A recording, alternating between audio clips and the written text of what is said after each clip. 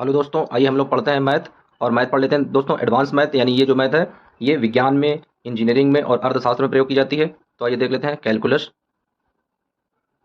तो हेडिंग डाल लेते हैं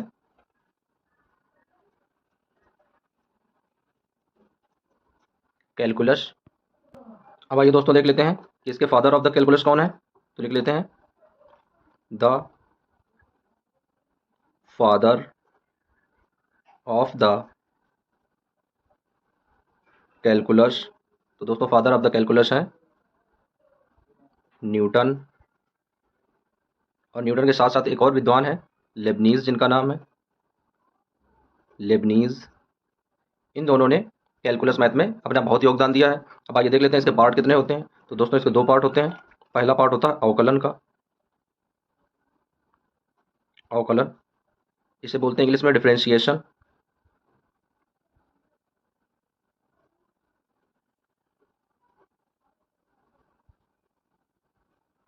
डिफरेंशिएशन बोलते हैं इसे।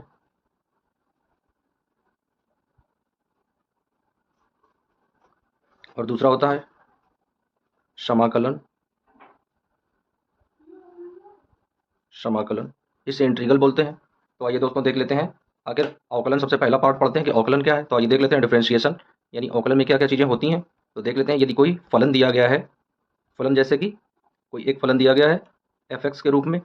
अब देख लेते हैं इसमें जो है सूक्ष्म चेंजमेंट करते हैं, स्मॉल चेंजमेंट करते हैं। तो स्मॉल चेंज क्या हो जाता है, ये एक्स से बदलकर एच बढ़ जाता है इस तरीके से। अब इसमें जो स्मॉल चेंज होता है तो स्मॉल चेंज को लिख देते हैं डी एक्स से। तो डी एक्स बराबर हो जाता है यहाँ पर एच। अब देख लेते हैं उसी तरीके से जो एफ एक्स है, एफ एक्स अब बदल जाता है जब डी वाई में बदलते हैं ये, तो आ जाता है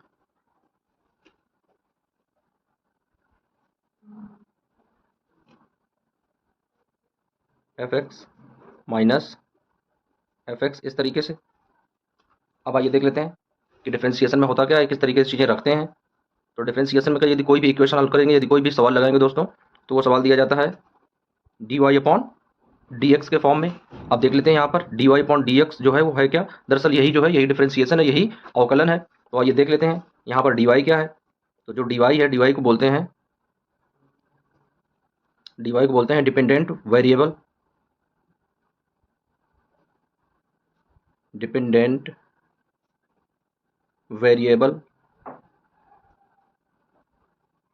डिपेंडेंट वेरिएबल यानी ये जो कहलाता है ये होता है परतंत्र चर।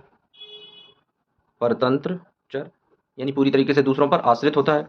इसी तरीके से जो डी एक्स होता है, तो डी एक्स को देख लेते हैं। डी एक्स को क्या बोलते हैं, डी एक्स को बोलते हैं इंडिपेंडेंट वेरिएबल। इंडिपेंडेंट वेरिएबल, तो इंडिपेंडेंट वेरिएबल ये होता है स्वतंत्र चर, इसे बोलते हैं स्वतंत्र चर। अब देख लेते हैं जो d y upon d x होता है उसमें डी वाई क्या होता है। तो उसमें डी वाई होता है small change, small change in value of, in value of y. Small change in value of y तो क्या बन जाता है, डी वाई बन जाता है। इसी तरीके से डी एक्स देख लेते हैं। डी एक्स क्या होता है, तो डी एक्स भी वही होता है, यानी small change in value of x. तो वो क्या बन जाता है, वो बन जाता है डी एक्स। अब जब इनका अनुपातिक मान निकालते हैं दोनों का, तो अनुपातिक मान क्या हो जाता है, अनुपातिक मान होता है d y upon d x. तो जो ये d y upon d x है ये अनुपातिक मान है। और इसी मान को क्या बोलते हैं, इसी मान को बोलते हैं अवकल गुणांक। क्या बोलते हैं, अवकल गुणांक कहते हैं इसे दोस्तों, अवकल गुणांक। या इंग्लिश में इसे बोलते हैं डिफरेंशियल कोफिशिएंट। इंग्लिश में बोलते हैं डिफरेंशियल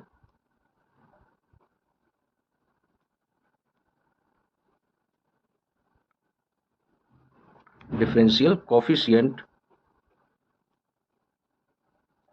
डिफरेंशियल कोफिशिएंट यानी अवकल गुणांक कहते हैं इसे। अब यह जो पूरी प्रक्रिया होती है, यानी अवकल गुणांक करने की जो पूरी प्रक्रिया होती है, उस प्रक्रिया को कहते हैं अवकलन। उस प्रक्रिया को क्या कहते हैं? उस प्रक्रिया को कहते हैं अवकलन। अब आइए दोस्तों देख लेते हैं इसकी परिभाषा, इसकी परिभाषा क्या होती है, इसकी डेफिनेशन क्या होती है। तो आइए डेफिनेशन देख लेते हैं। तो डेफिनेशन लिख लेते हैं। डेफिनेशन क्या हो जाएगी? किसी स्वतंत्र फलन, किसी स्वतंत्र फलन, किसी स्वतंत्र फलन के सापेक्ष, किसी स्वतंत्र फलन के सापेक्ष किसी फलन के परिवर्तन की दर, किसी फलन के परिवर्तन की दर,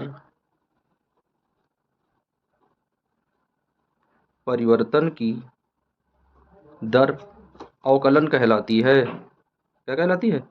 अवकलन।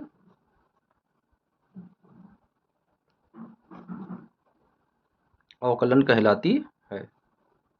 तो इस तरीके से दोस्तों हम लोगों ने देख लिया कि अवकलन जो है, अवकलन की परिभाषा क्या होती है, उसकी डेफिनेशन क्या होती है। अब आइए देख लेते हैं कि अवकलन का किस तरीके से फार्मूला ड्राइव करते हैं, अवकलन किस तरीके से फार्मूले का डेरिवेशन करते हैं। तो आइए दोस्तों देख लेते हैं। जैसे कोई फलन, फलन को इंग्लिश में बोलते हैं फंक्शन, जैसे कोई फलन या फंक्शन दिया गया है किस तरीके से, fx तरीके से, इस तरीके से दिया गया है। अब यदि उसमें हम स्मॉल चेंजमेंट कर दें तो स्मॉल चेंजमेंट करने पर क्या आएगा? इस तरीके से x प्लस एच आ जाएगा। तो यहाँ पर जो स्मॉल चेंज हुआ उसे स्मॉल चेंज को कैसे लिखते हैं? dx से लिखते हैं। तो dx बराबर क्या आ जाएगा? h के बराबर आ जाएगा। अब इसी तरीके से फिर से वही फंक्शन देखते हैं। तो उस फंक्शन में अब जो मान निकालते हैं, तो अब जो फंक्शन बन जाएगा वो आ जाएगा f और x प्लस एच, इस तरीके से। तो अब जब dy निकालेंगे, dx का तो मान ये आ गया, अब जब dy निकालेंगे तो dy किस तरीके से आएगी? तो dy का मान आ जाएगा, यानी f जो फंक्शन दिया गया है x प्लस एच, उसके बाद माइनस f और जो पहले का फंक्शन दिया गया है इस तरीके से। तो आइए अब देख लेते हैं इसका फार्मूला किस तरीके से बनता है। तो कोई भी यदि अवकलन का सवाल लगाएंगे दोस्तों, तो वो फार्मूले में सदैव क्या दिया होगा? दिया होगा dy अपॉन dx। इस तरीके से वो फार्मूला दिया जाता है। जब कोई इक्वेशन लगाएंगे, कोई सवाल हल करेंगे, सॉल्व करेंगे, तो उसमें dy अपॉन dx जरूर दिया जाता है। तो यहाँ पर लिख लेते हैं dy अपॉन dx। तो लिखेंगे लिमिट, लिमिट h टेंड 0, उसके बाद में जो फंक्शन दिया गया है f x plus H minus F x और अपॉन में h। तो दोस्तों ये जो फार्मूला प्राप्त हुआ है, वेरी मोस्ट इंपॉर्टेंट फार्मूला है दोस्तों अवकलन का। और इसी फार्मूले के द्वारा हम लोग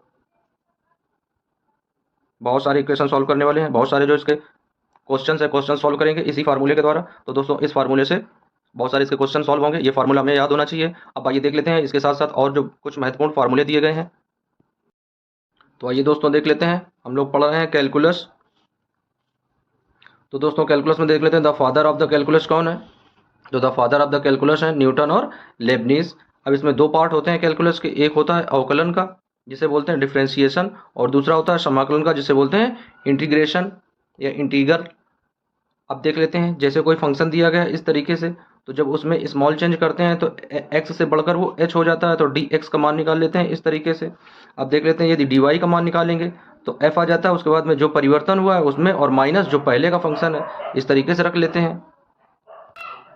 अब आइए दोस्तों देख लेते हैं जो dy अपॉन dx होता है। कोई भी समाकलन का यदि हम लोग इक्वेशन लगाएंगे, कोई भी क्वेश्चन हल करेंगे, तो उसमें dy अपॉन dx दिया जाता है। तो dy क्या होता है? तो dy दोस्तों, dy को बोलते हैं डिपेंडेंट वेरिएबल, यानी ये एक परतंत्र चर होता है। ये दूसरे पर आश्रित होता है, यानी ये पूरी तरीके से x पर आश्रित होता है, x के मान पर डिपेंड होता है। उसी तरीके से जब x देख लेते हैं तो ये होता है इंडिपेंडेंट वेरिएबल, यानी ये अपने आप में क्या होता है? एकदम स्वतंत्र होता है। अब देख लेते हैं जो अवकलन होता है, यानी dy अपॉन dx, वो होता क्या है? dy जो है, dy किसे कहते हैं? तो dy कहते हैं small change in value of x, value of y, यानी y में जो स्मॉल चेंज होता है उसे कैसे लिखते हैं? dy से लिखते हैं। उसी तरीके से small change in value of x, जो x में स्मॉल चेंज होता है उसे कैसे लिखते हैं? dx से लिखते हैं। और इस तरीके से dy अपॉन dx क्या हो जाता है? तो dy अपॉन dx जो हो जाता है, इसे क्या बोलते हैं? ये बोलते हैं इसे अवकल गुणांक, और इंग्लिश में इसे क्या बोलते हैं? इंग्लिश में इसे कहते हैं डिफरेंशियल कोएफिशिएंट। अब देख लेते हैं ये जो प्रक्रिया होती है पूरा करने की, यानी ये जो निकालने की पूरी प्रक्रिया होती है, वो प्रक्रिया क्या कहलाती है? प्रक्रिया कहलाती है अवकलन, यानी डिफरेंशिएशन कहलाती है। अब आइए देख लेते हैं इसकी परिभाषा क्या है। तो किसी स्वतंत्र फलन के सापेक्ष किसी फलन के परिवर्तन की दर अवकलन कहलाती है। तो दोस्तों इस तरीके से हमने देख लिया कि अवकलन में किस तरीके से चीज़ें होती हैं, किस तरीके से उसमें परिवर्तन होते हैं। दोस्तों ये जो मैथमेटिक्स है, यह मैथमेटिक्स का एक हिस्सा है। इसमें क्या होता है, यानी गणित का वह क्षेत्र है जिसमें राशियों के परिवर्तन का हम गणितीय अध्ययन करते हैं।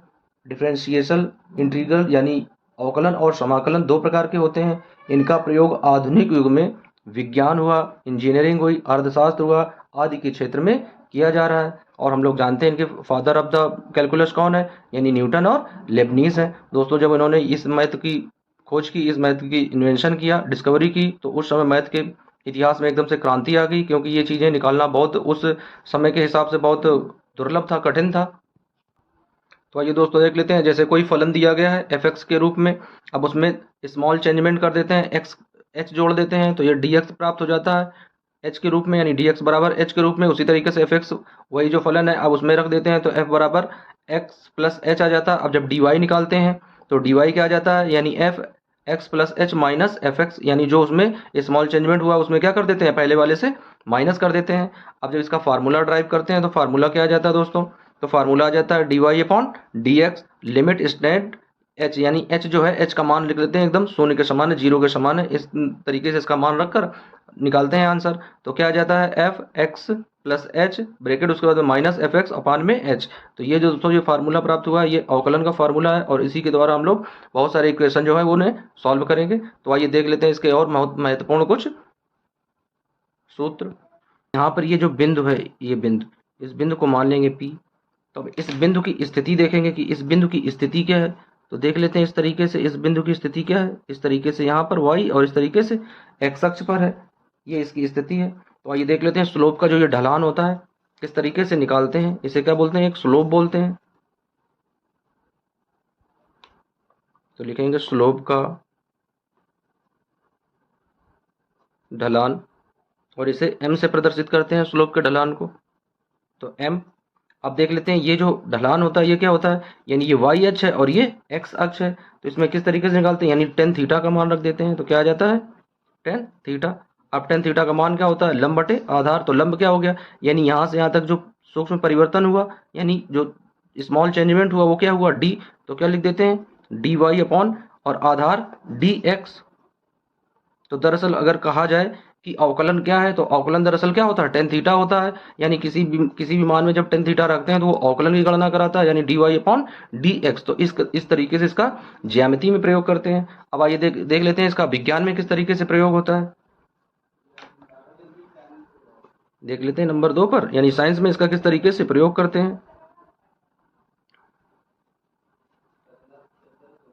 तो विज्ञान में देख लेते हैं किस तरीके से इसका प्रयोग करेंगे।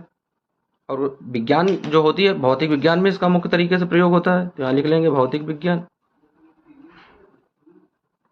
यानी भौतिक विज्ञान में इसका क्या प्रयोग होगा। तो देख लेते हैं, जैसे यहाँ पर कोई यदि टैंक दिया जाए इस तरीके से,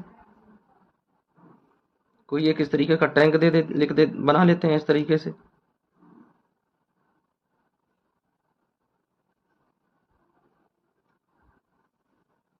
अब ये टैंक जो है ये समय के साथ साथ इसमें क्या है, पानी से भरता जा रहा है इस तरीके से। एक समय के साथ साथ धीरे धीरे इसमें पानी जो है वो बढ़ता चला जा रहा है। तो आइए देख लेते हैं, एक समय ऐसा आएगा, यानी ये वाली जो दूरी हो जाएगी, इस दूरी को मान लेते हैं ये जो है ये है डी एच है, यानी पूरी ऊंचाई एच है और ये छोटी सी ऊंचाई क्या है, स्मॉल चेंजमेंट क्या है, ये डी एच। जहां पर डी लग जाता है वो अल्फांस होता है, यानी स्मॉल चीज ली जाती है डी के लिए। तो ये आ गया। अब इसका जब अवकलन करेंगे तो क्या आ जाएगा, तो इसका जब अवकलन करेंगे तो अवकलन करने पर क्या आ जाएगा, ये आ जाएगा D H upon D T. यानी एक छोटे से समय में जो छोटी ऊंचाई इसने पानी में भरने में लगा, वो उसका जो रेशियो होता है वो अवकलन के बराबर होता है। तो इस तरीके से इसका भौतिक विज्ञान में प्रयोग होता है।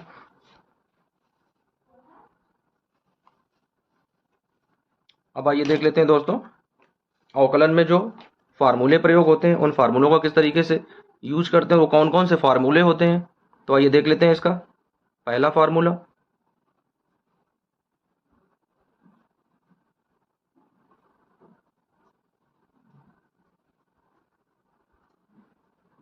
अवकलन सूत्र। ये बहुत ज़्यादा इंपॉर्टेंट फार्मूले हैं दोस्तों, ये सभी लोगों को याद होना चाहिए। अगर ये फार्मूले याद नहीं होंगे तो फिर कोई भी क्वेश्चन आसानी से सॉल्व नहीं हो पाएगा। अब आइए देख लेते हैं पहला फार्मूला क्या होता है। तो पहला फार्मूला लिखते हैं d over D x into c equal to 0। ये जो सी है, ये सी क्या होता है? ये सी होता है दोस्तों कांस्टेंट।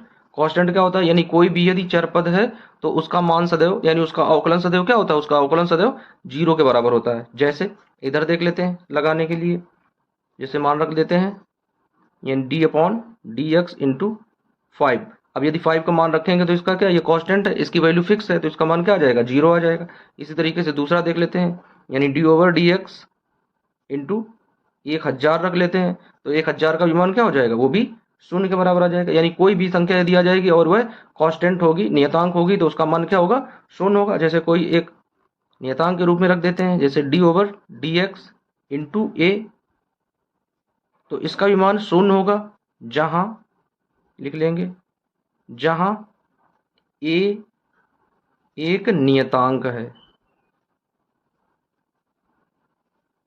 जहां ए क्या है? जहां ए एक नियतांक है, तो जहां ए एक नियतांक होगा उसका भी मान क्या हो जाएगा? वो भी 0 हो जाएगा। तो दोस्तों इस तरीके से ये पहला फार्मूला था, ये पहला फार्मूला था। अब आइए देख लेते हैं दूसरा फार्मूला।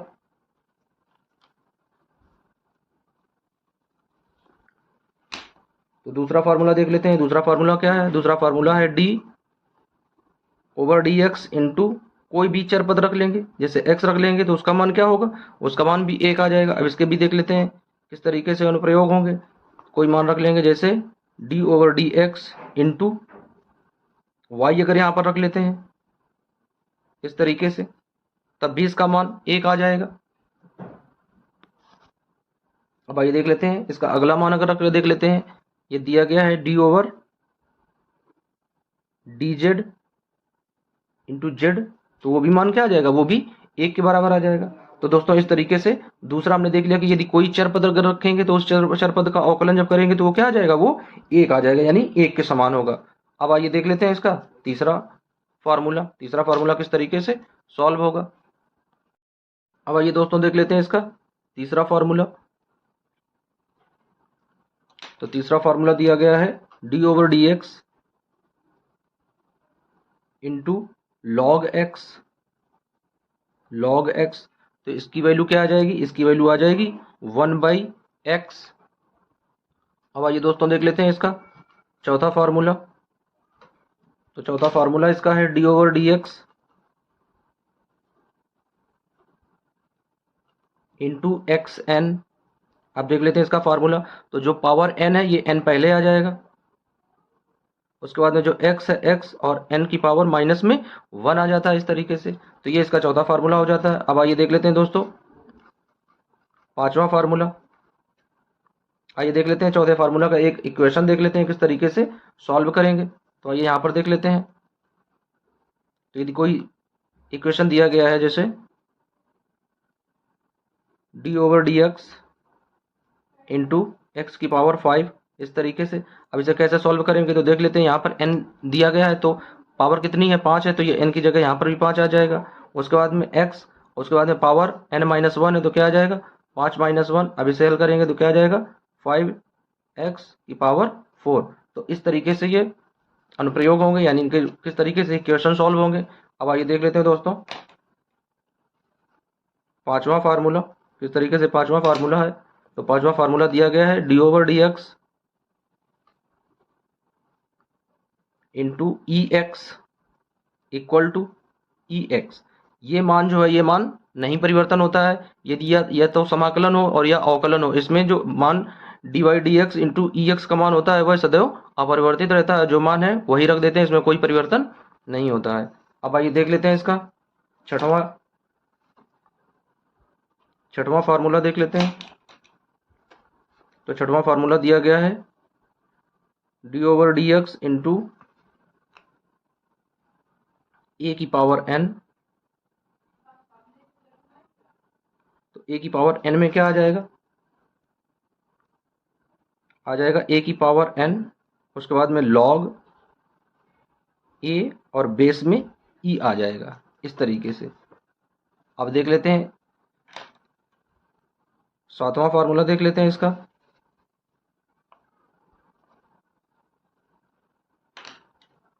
सातवां फार्मूला देख लेते हैं। सातवां फार्मूला क्या है? तो सातवां फार्मूला है D over D x into sine x. तो इसका मान क्या हो जाता है? तो इसका मान हो जाता है कॉस एक्स, यानी साइन एक्स को क्या में बदल देते हैं? कॉस एक्स में बदल देते हैं। तो इस तरीके से इसके 8 फार्मूले दोस्तों हम लोगों ने देख लिए। अब आइए देख लेते हैं इसके आगे का फार्मूला। अब आइए दोस्तों देख लेते हैं 8वां फार्मूला इसका।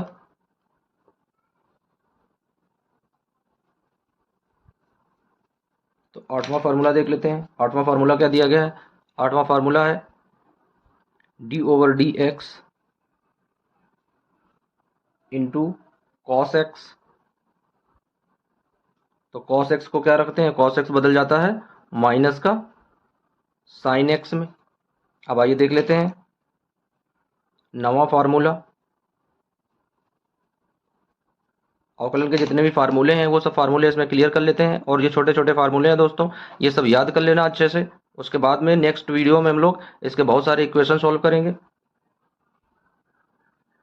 तो अगला फार्मूला दिया गया है D over D x into tan x.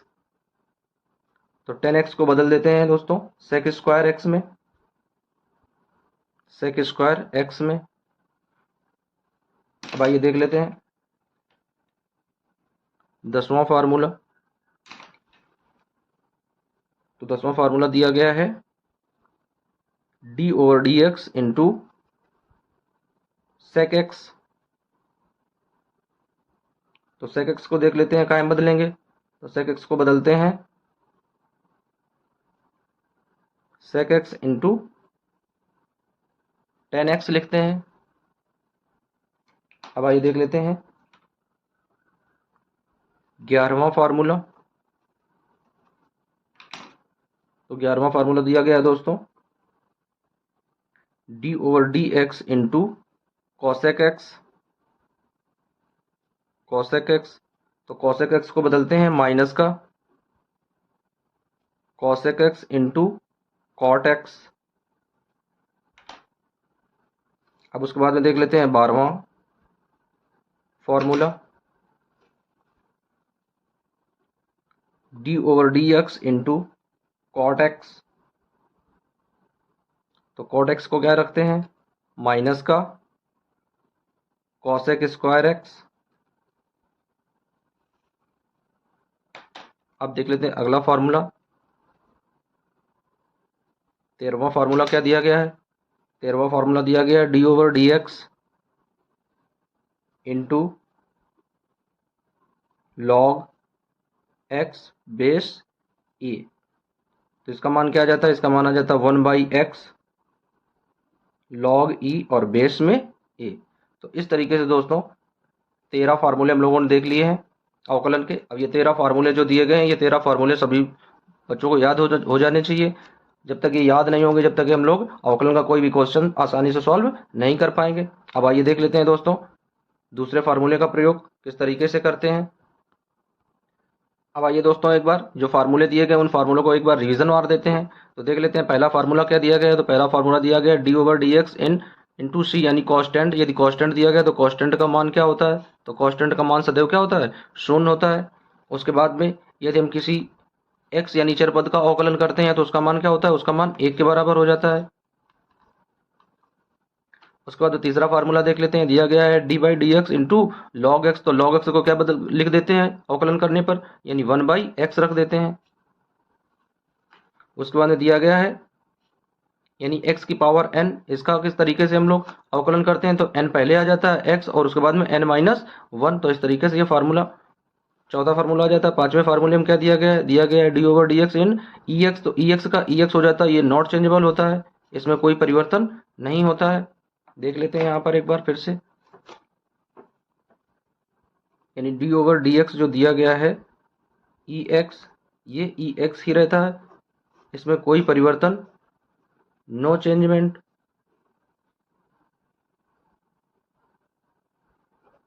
इसमें कोई चेंजमेंट नहीं होता है। अवकलन करें या समाकलन करें, ई एक्स सदैव नॉट चेंजेबल रहता है, जो चीज़ है वही चीज़ रहती है, इसमें कोई परिवर्तन नहीं होता है। अब आइए देख लेते हैं छठवें का। तो दिया गया ए एन का यदि अवकलन करेंगे तो क्या आ जाएगा, ए एन आ जाएगा लॉग, उसके बाद में ए और बेस में ई आ जाएगा इस तरीके से। उसके बाद में जब सातवां इक्वेशन देखेंगे तो सातवें इक्वेशन में दिया गया है साइन एक्स का जब अवकलन करेंगे तो क्या में बदल जाएगा, कॉस एक्स में बदल जाएगा। अब आइए देख लेते हैं, यदि cos x का अवकलन करेंगे तो किसमें बदल जाएगा, माइनस का sin x में बदल जाएगा। इसी तरीके से जब tan x का करेंगे तो किसमें बदल जाएगा, sec स्क्वायर x में बदल जाएगा। जब sec x का करेंगे तो किसमें बदल जाएगा, sec x into tan x में बदल जाएगा। जब cos x का अवकलन करेंगे तो किसमें बदल जाएगा, माइनस का cos x into cot x में बदल जाएगा। जब cot x का करेंगे तो किसमें बदल जाएगा, माइनस का cos x स्क्वायर x में बदल जाएगा। जब log x बेस a का करेंगे तो 1/x आ जाएगा, log e और बेस में a आ जाएगा। तो इस तरीके से इन सब का अवकलन हमने लोगों ने देख लिया। यानी इसमें जो 13 फार्मूले दिए गए हैं, ये 13 फार्मूले बहुत ज़्यादा इंपॉर्टेंट हैं और सभी बच्चों को ये फार्मूले हर हाल में याद करने हैं यदि अवकलन के क्वेश्चन को आसानी से सॉल्व करना है। तो आइए अब देख लेते हैं इसके एक दो एग्जाम्पल किस तरीके से सॉल्व करेंगे। अब आइए दोस्तों इसके एक दो इक्वेशन सॉल्व कर लेते हैं, किस तरीके से इक्वेशन सॉल्व होंगे। तो आइए देख लेते हैं पहला इक्वेशन। तो पहला इक्वेशन दिया गया है x की पावर 4/5 इस तरीके से। तो आइए अब इसे सॉल्व कर लेते हैं किस तरीके से ये सॉल्व होगा। तो सबसे पहले क्या लिखते हैं, सबसे पहले लिखते हैं x के सापेक्ष अवकलन करने पर।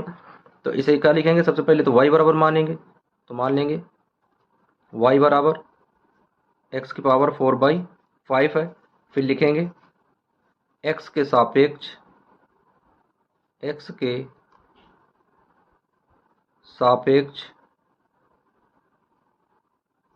अवकलन करने पर, या इसी को बोलते हैं डिफरेंशिएशन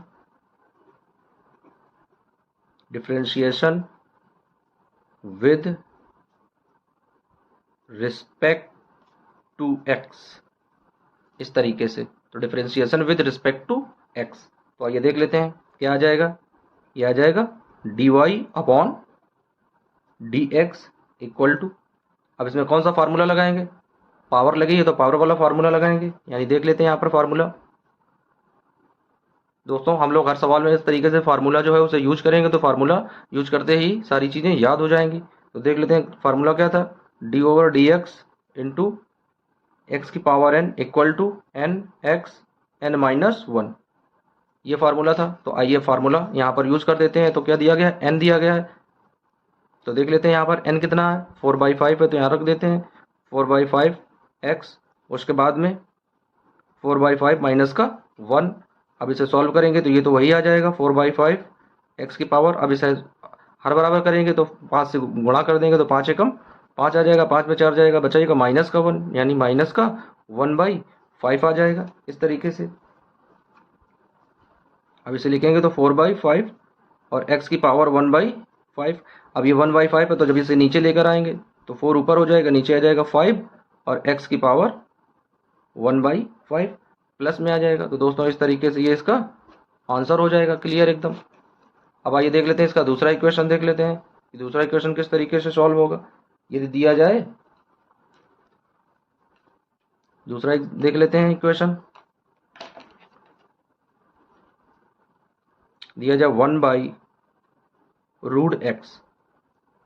तो यदि 1/√x दिया जाए तो इसे कैसे सॉल्व करेंगे। तो आइए देख लेते हैं। सबसे पहले क्या करेंगे, मानेंगे इसे, क्या मानेंगे, y इक्वल टू 1/√x। उसके बाद में क्या करते हैं, इस √x को क्या लिख सकते हैं, इसे लिख सकते हैं 1/x की पावर 1/2। अब ये नीचे है, जब ऊपर जाएगा तो माइनस में हो जाएगा।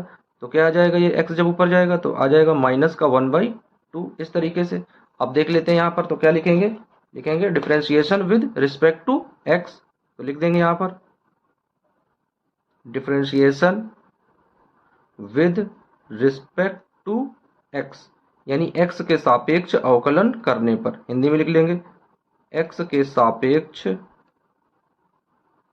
सापेक्ष अवकलन करने पर। तो आइए देख लेते हैं x के सापेक्ष अवकलन करने पर किस तरीके से सॉल्व होता है। यहाँ पर रख लेते हैं तो क्या आ जाएगा, dy/dx इक्वल टू, अब क्या रखेंगे मान, n पहले आ जाता है तो n का मान कितना दिया गया है, माइनस का 1/2। उसके बाद में x माइनस का 1/2 2 और माइनस का 1 दिया जाएगा इस तरीके से। अब आइए देख लेते हैं, माइनस का 1/2, तो यहाँ पर क्या आ जाएगा, माइनस का 1/2 एक्स। अब इसमें हर जब बराबर करेंगे तो 2 एकम 2, 2 और 1 3, यानी माइनस का 3/2 आ जाएगा। उसके बाद ये माइनस का जब नीचे लेकर आएंगे तो क्या आ जाएगा, माइनस का 1/2 और एक्स की पावर 3/2। तो इस तरीके से ये इसका आंसर आ जाएगा।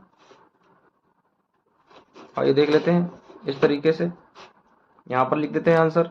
क्या आ जाएगा, माइनस का 1/2 एक्स और इसकी पावर आ जाएगा 3/2। तो इस तरीके से ये सवाल जो है हल हो जाएगा। तो दोस्तों इस तरीके से हम लोग इक्वेशन सॉल्व करते हैं। आइए देख लेते हैं एक और इसका इक्वेशन।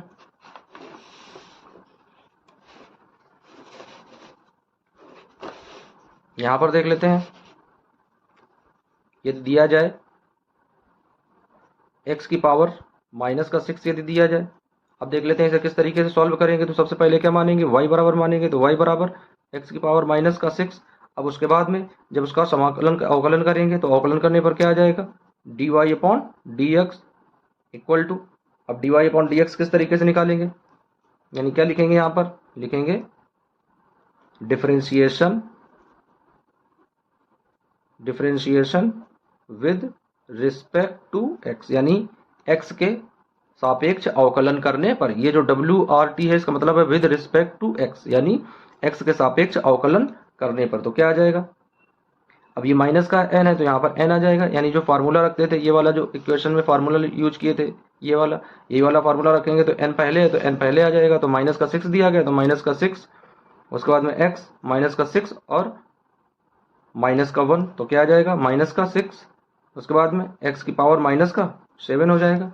अब यदि इसे नीचे ले जाएंगे तो ये प्लस का हो जाएगा। तो क्या आ जाएगा, माइनस का 6 अपॉन x की पावर प्लस का 7 हो जाएगा इस तरीके से।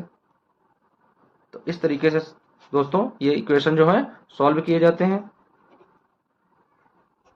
अब जो भी ये फार्मूले दिए गए हैं, जो 13 फार्मूले लिखाए गए हैं दोस्तों, ये 13 फार्मूले आप लोग याद कर लेना। अब इसके नेक्स्ट वीडियो में हम लोग हर एक फार्मूले का अच्छे से प्रयोग करेंगे और उसके जो भी बहुत सारे इक्वेशन दिए गए उन इक्वेशन को सॉल्व करेंगे। तो दोस्तों अगली वीडियो में सभी लोग ये जो 13 फार्मूले दिए गए हैं, ये 13 फार्मूले हर हाल में सभी लोग याद कर लेना। थैंक यू बच्चों।